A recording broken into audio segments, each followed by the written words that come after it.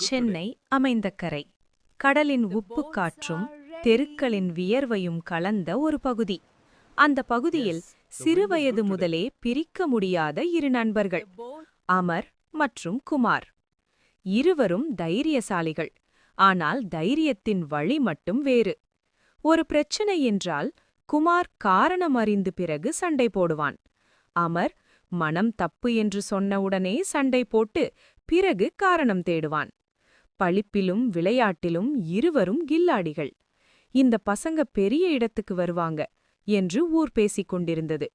அந்த நம்பிக்கையை உடைத்தது குமாரின் அப்பாவுக்கு வந்த வேலையிட மாற்றம். வேறொரு மாநிலம், வேறு மொழி, வேறு வாழ்க்கை.